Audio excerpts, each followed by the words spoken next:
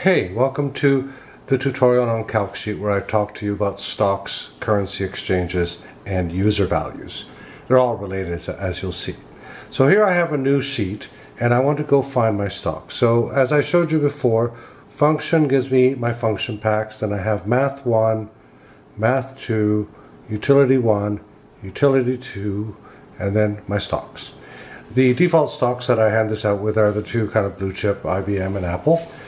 If I want to use a stock as part of my calculation, let's say I've bought 10 IBM stocks, I can go number, I go 10 times, and a function IBM equals. So you'll notice that the value of the current value of the IBM stock is substituted for that particular value. Let's say I wanted to add a new stock. I want to add a stock by a company called Electronic Arts.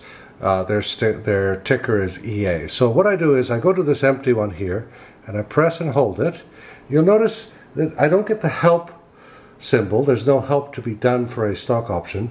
But what I do get is the ticker. So let me just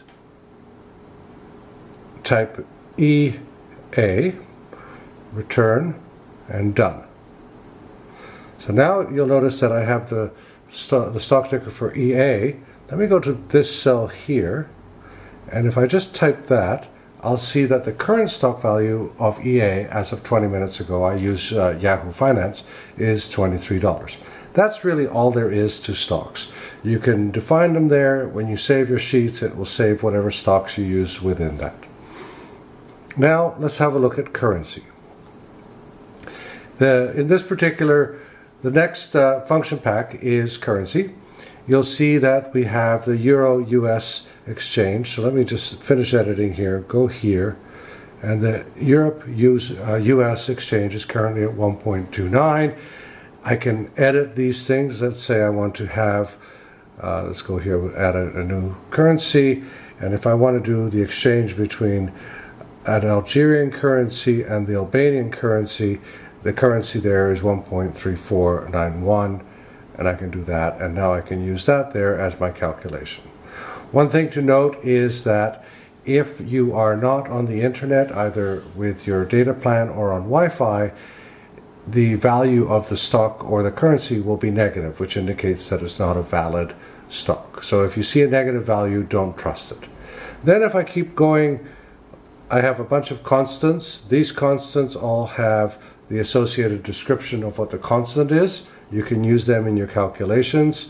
I have some constants here in honor of my dad, my mom, my brother, and of course the answer to life right there.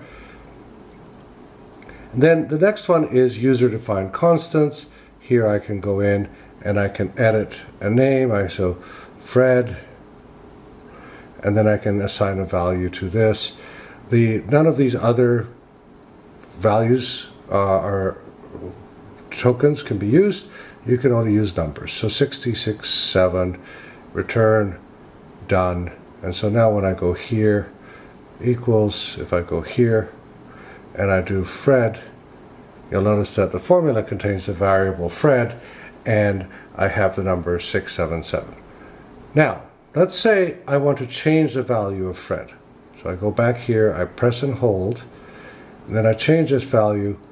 I'm going to change it to 4, return, and I do hit done, and I hit equals, and you'll see that now 674 is the value of Fred. So any formula in any part of your spreadsheet that contains the value Fred will reflect the new value of your variable.